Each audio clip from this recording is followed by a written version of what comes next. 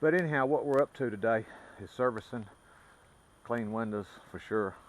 But I'm just going to see if I can go by memory over the grease points. I'll start here, my usual routine, right there. That's, I don't know what you call that thing, somebody can tell me what it is, but this is rotating, causing this arm to move back and forth like that, which there's could be some friction if there wasn't grease in this fitting, which makes the cutter bar slide back and forth. So we'll start here. That's just bushing on this reel, and that could be real expensive if you don't keep that thing full of grease. So then we'll hit here, and we'll come over here, other side, bushing right there, and we'll come around here and we'll catch that grease fitting right there. Now see, this thing could have been pointing down or somewhere odd, but right now it's pointing straight up, so it's easy access. And then we will take these two wing nuts loose, pull that cover off, and there's a grease fitting for this. We'll get that.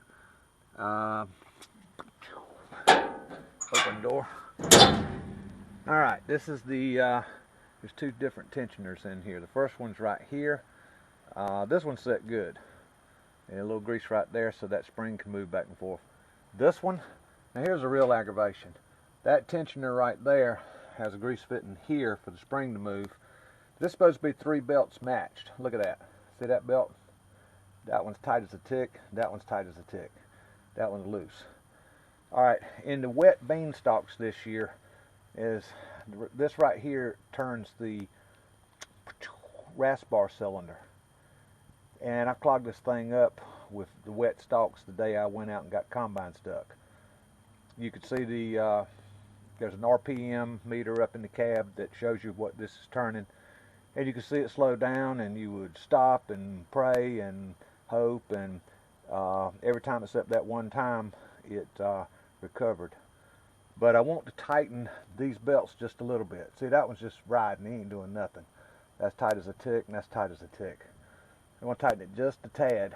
These two will probably be a little overstrained, but maybe I can get this one a little more into the game. Now doing that requires a nut on this threaded rod and a nut right here on this threaded rod, and you're actually going to pull this down to tighten that.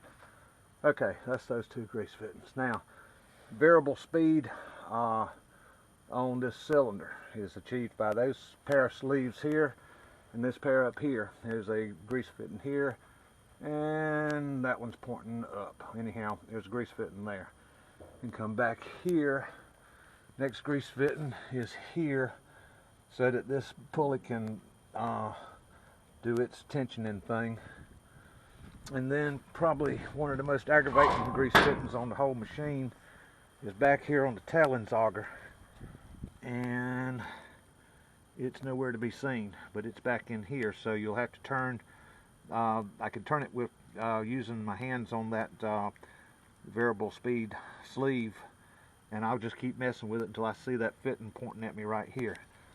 And of course, then you rear steering here in the center. It's on the bottom. You crawl on the ground, go straight up, come back over here, and get here.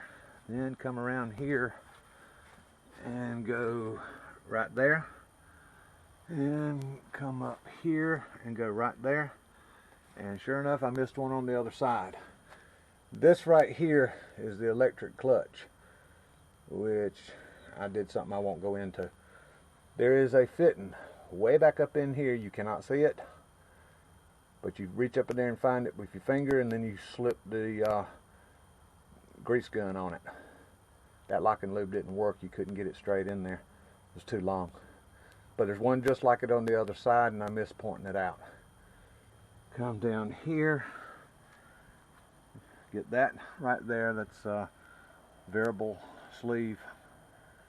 And then here and here. And that's all the grease fittings on this thing. Oh, nope, it ain't either. Here, grease fitting right there.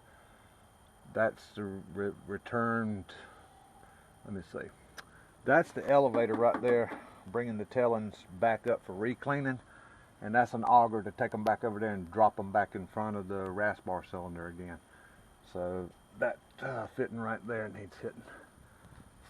Okay, so to make this combine ready to rock and roll and go to the field and have some fun Friday morning, oops, there's another grease fitting right up here on this auger here. That's the unload auger that's in there. I want to get it completely greased, and I want to wash my windows. I like to be able to see. Well, everybody, thanks for watching my videos. I want to say welcome to all the new subscribers. I sure do enjoy your comments. If you got time to throw in a little comment, got questions, I'll see if I can figure out the answers. Thank you.